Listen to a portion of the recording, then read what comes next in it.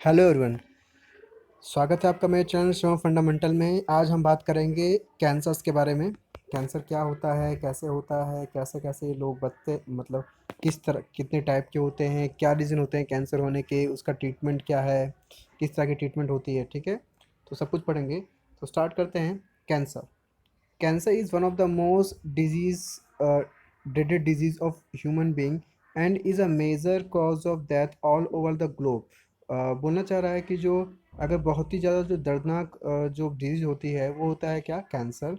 और आपको बताया जाए कि पूरे, ऐसा नहीं है कि इंडिया में ही, पूरे ग्लोब में, मतलब मतलब हर एक कंट्री में, हर एक बोल सकते हो कि देश में ये बीमारी देखी जाती है। More than millions Indian suffer, millions Indian suffer कर रहे हैं इस प्रॉब्लम से। ठीक है, तो cancer and a large number of them are die from its annually. बोलना चाह रहा है कि कैंसर से बहुत ज़्यादा लोग मरते हैं सालों में।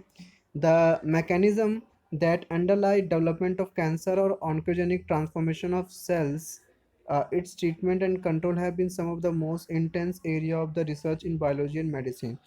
तो बताना चाह रहा है कि जो कैंसर का जो डेवलपमेंट होता है, ऑन्कोजेनिक ट्रांसफॉर्मेशन ऑफ सेल्स, इसका जो ट्रीटमेंट होता है और कंट्रोल कैसे कर सकते हैं, ये भी रिसर्च चल रहा है प्रॉपर। ठीक है, in our body cell growth and differentiate is highly controlled and control mechanism.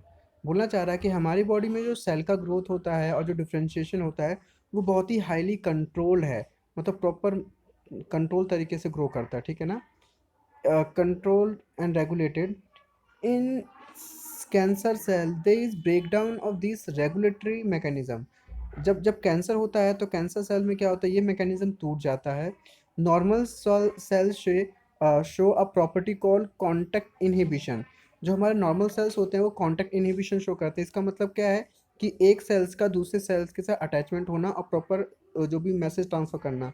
Virtual which contact with each other cell inhibit their uncontrolled growth. मतलब एक साथ कंट्रोल करके रखते हैं एक सेल दूसरे सेल को कि प्रॉपर अनकंट्रोल तरीके से ग्रो ना करे, प्रॉपर तरीके से ग्रो करे। ठीक है, पर कैंसर सेल्स में क्या होता है, cancer cells appear to loss this property. Cancer cells क्या शो करना छोड़ देते हैं, contact inhibition. As a result of this cancer cells just continue to divide giving rise to masses of cells called tumour. तो cancers में क्या होता है, वो लगातार सेल्स को डिवाइड करते रहते हैं और सेल्स के मास बनते रहते हैं, उन्हें क्या बोलते हैं, ट्यूमर। देखो, ट्यूमर दो तरह के होते हैं। एक होता है बेनिंग ट्यूमर और दूसरा होता है मैलिग्नेंट ट्यूमर। ठीक है, देखो बेनिंग ट्यूमर में क्या होता है, इसमें जो टिश्यूज ग्रो होती है एक पर्टिकुलर साइट पे ग्रो करती है। ठीक है, remain confined to their original location, do not spread to other part.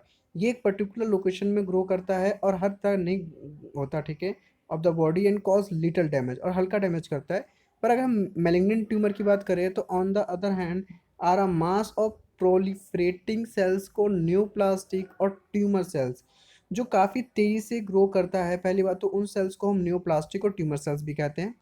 ठीक है, तो these cells grow very rapidly, ये सेल्स काफ़ी तेज़ी से ग्रो करते हैं। Invading and damaging the surrounding normal tissue, ये अपने आसपास के सेल्स को डैमेज कर देते हैं, टिश्यूज़ को। As these cells actively divide and grow they also starve the normal cells by competing for vital nutrient. तो जो भी ये सेल्स होते हैं वो अपने आसपास के टिश्यूज़ का जो न्यूट्रिशन होता है उसमें वो बोल सकते हो कि compete करते हैं। Cells sludges from such tumour reach distance side through blood. ये भी इसको बोल सकते हो कि एक तरह से ब्लड, ये जो बीमारी है, जो मैलिग्नेंट ट्यूमर होता है, ये ब्लड के थ्रू फैलता है। ये पर्टिकुलर बॉडी के पार्ट पे नहीं होता, ये पूरे बॉडी में फैलता रहता है। जहाँ जहाँ ब्लड जाएगा वहाँ ये कॉज हो जाएगा। When ever they get lodges in the body they start a new tumour. जहाँ जहाँ ब्लड जाएगा वहाँ एक नया ट्यूमर बन जाता है। This property is called metastasis. ये इंपॉर्टेंट है, आपसे पूछ सकता है कि मेटास्टेसिस का मतलब क्या होता है, या पूछ सकता है आपको चार बीमारी का नाम दे दे, आप सोचे कि इनमें से कौन सा डिजीज़ ये मेटास्टेसिस प्रॉपर्टी शो करता है। ठीक है ना, तो रखना कौन शो करता है, मैलिग्नेंट ट्यूमर शो करता है। ठीक है, उसके बाद ये कैंसर होता कैसे है, तो देखो, the transformation of normal cells into cancers neoplastic cells में बी इंड्यूस्ड बाय फिजिकल हो सकता है, केमिकल हो सकता है, बायोलॉजिकल एजेंट। ठीक है ना, या तो फिजिकल तरीके से या केमिकल तरीके से या बायोलॉजिकल एजेंट के थ्रू। This agent are called carcinogens. इन एजेंट्स को हम कार्सिनोजेंस कहते हैं। देखो अब बात आती है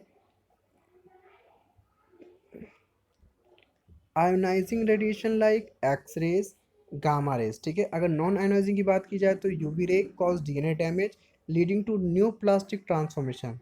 देखो हमने पढ़ा कि ये जो कैंसर्स होते हैं वो कार्सिनोजेंस होते हैं। ये कार्सिनोजेंस क्या होते हैं? आयोनाइजिंग रेडिएशन और नॉन आयोनाइजिंग। आयोनाइजिंग में एक्स-रे और गामा रे आता है, नॉन आयोनाइजिंग में यूवी रेडिएशन आती है। ठीक है ना? जो कि हमारे सेल्स को न्यू प्लास्टिक सेल्स में ट्रांसफॉर्मेशन कर देता है। द केमिकल कार्सिनोजेंस, अगर हम केमिकल कार्सिनोजेंस की बात करें तो वो होता है टोबैको में। ठीक है, उसके स्मोक जब जो भी स्मोक होता है वो हमारे लंग्स में जाता है, हमें लंग्स कैंसर कॉज करता है। कैंसर कॉजिंग वायरस, ऐसा वायरस जो कैंसर कॉज करता है उन्हें बोलते हैं ऑन्कोजेनिक वायरसेस। ठीक है, have gene called viral oncogene. अगर जीन की बात करें तो वायरल ऑन्कोजीन कहलाता है, और अगर हम वायरस की बात करें तो ऑन्कोजेनिक वायरस है। ठीक है ना? फिर उसको अगर हम तो सेवरल जीन्स कौन कौन से हैं? Cellular oncogenes, proto oncogenes have been identify normal cell which when activated under certain condition could lead to oncogenic transformation of cell। तो अगर नॉर्मल सेल्स में अगर ये हो जाता है तो वो ऑन्कोजेनिक सेल्स में कन्वर्ट हो जाते हैं। ठीक है, ये तो बात हो गई कि भाई कैसे कॉज होता है, कार्सिनोजन एजेंट से कॉज होता है। हमने पढ़ा आयोनाइजिंग की बात करी तो एक्सरे और गामा रे होता है, नॉन आयोनाइजिंग की बात करी तो यूवी होता है, केमिकल की बात करी तो टोबैको वाले में होता है। ठीक है ना? और अगर हम वायरस की बात करें तो ऑन्कोजेनिक वायरस होता है। अगर हम जीन की बात करें तो सेलर ऑन्कोजीन्स होते हैं और प्रोटो ऑन्कोजीन्स होते हैं। ठीक है, जो कि हमारे नॉर्मल सेल्स को ऑन्कोजेनिक ट्रांसफॉर्मेशन सेल्स में कन्वर्ट कर देते हैं। ठीक है, अब हम ये कैसे डिटेक्ट करेंगे कि हमें कैंसर हुआ है या नहीं हुआ है? तो देखो, early detection of cancer is essential as it allow the disease to be treated successfully in many cases। बोलना चाह रहा है कि डिजीज़ को हम सक्सेसफुली ऐसा नहीं कि नहीं कर सकते, हम सक्सेसफुली देख सकते हैं और डिटेक्ट कर सकते हैं। Cancer detection is based on biopsy. ये इंपॉर्टेंट है कि आप कैसे डिटेक्ट करते हो कि भाई कैंसर हुआ है या नहीं हुआ। तो देखो बायोप्सी एक तरीका होता है जिसमें हम histopathological study of the tissues and blood and bone marrow test for increase cell count in the case of leukopenia. ठीक है, तो बताना चाह रहा है कि हम इन तरीक़ों से ये डिटेक्ट कर लेते हैं कि उन्हें कैंसर है या नहीं। तो ये प्रॉपर है, पूछ सकता है बायोप्सी क्या है। तो देखो, a piece of the suspected tissue cut into thin slice is stained and examine under microscope. हम कट करते हैं और माइक्रोस्कोप पे रख के फिर ऑब्जर्व करते हैं। Technique like radiography, use of X-ray, कौन कौन सा तरीका होता है? फिर सीटी कंप्यूटर टोमोग्राफी एंड एमआरआई। ये इसकी फुल फॉर्म याद करना पूछता है, मैग्नेटिक रेजोनेंस इमेजिंग। ठीक है, आगे are very useful to detect cancer of internal organ. इससे डिटेक्ट किया जा सकता है इंटरनल ऑर्गन्स का। ठीक है, अब थोड़ा इंपॉर्टेंट है ये। देखो जैसे कि डिटेक्ट की बात की जाए तो हमने देख लिया कि बायोप्सी होता है। उसका देखो आगे, computed tomography uses X-ray to generate a three dimensional image of the internal organ. आपसे पूछ सकता है कि किस तरीके से हम अपने बॉडी का थ्री डायग्राम 3D इमेज बनवा सकते हैं। तो वो होता कौन सा तरीका है? वो है कंप्यूटर टोमोग्राफी। ठीक है ना? अब उसका देखो, MRI use strong magnetic field and non ionising radiation to accurately detect pathological and physiological change in living tissue. तो बोल सकते हो कि अगर बिल्कुल प्रॉपर डिटेक्ट करना हो कि कैंसर है या नहीं है तो हम एमआरआई से कर सकते हैं। ठीक है, अब उसके बाद antibodies against cancer specific antigen are use for detection of certain cancer. Technique of molecular biology can apply to detect gene in the individual with inherited susceptibility to certain cancer. तो बोलना चाह रहा है कि हम मॉलिक्यूलर बायोलॉजी के through जैसे कि होता है ना कि हमें पेरेंट्स को कैंसर हुआ था या उनके उनके पेरेंट्स को कैंसर हुआ था तो कहीं बच्चे में तो नहीं आ गया, वो चेक करने के लिए हम कर सकते हैं पर्टिकुलर तरीके से। Identification of such gene which prediscope an individual to certain cancers may be very helpful in prevention of cancer। तो इस केस में हम उसे बचा सकते हैं। such individual may be advised to avoid exposure to particular carcinogens to which they are susceptible। तो हम इस केस में उस बंदे को मना करते हैं कि बिल्कुल भी इन चीज़ों का सेवन ना करें, क्योंकि देखो कैंसर ऐसा नहीं है देखो पीने वाले तो अगर वो 16 साल के ऐसे पीते हैं, पूरी बोल सकते हो कि 80-90 साल जीते हैं, उन्हें कुछ नहीं होता।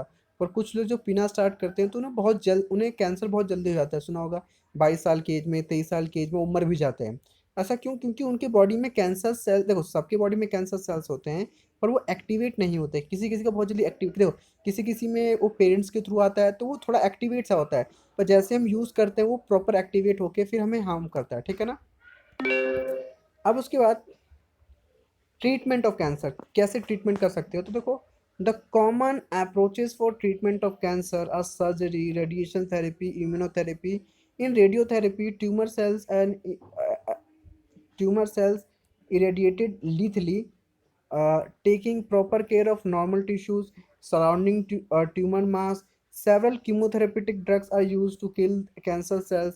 मतलब बहुत सारे तरीके हैं, उनमें से आपका कीमोथेरेपिक भी है, ठीक है ना, रेडियोथेरेपी भी है। उसके बाद some these are specific for particular tumour. Majority of drug have side effect, देखो ज़्यादातर ड्रग्स जो हम कीमोथेरेपी करते हैं उसके साइड इफेक्ट होते हैं। उसमें हेयर लॉस हो जाता है उस समय के लिए, अनीमिया हो जाता है। Most cancer are treated by combination, ज़्यादातर कैंसर्स में हम ये तीनों मतलब इनका कम्बिनेशन करके हम कर सकते हैं प्रॉपर। तो सर्जरी करते हैं, रेडियोथेरेपी करते हैं, कीमोथेरेपी करते हैं। Tumour cells have shown to avoid detection and destruction by immune system. Therefore, the patient are given substances called biological response modifier are called। देखो ये important है, हम बायोलॉजिकल तरीके से ये अल्फा इंटरफेरॉन डाल देते हैं उनके बॉडी में, जिसकी वजह से वो जो भी ट्यूमर सेल्स को उनको डिस्ट्रॉय कर सकते हैं, ठीक है ना। तो अगर आपको ये अच्छा लगा तो लाइक करें एंड शेयर करें। Thank you.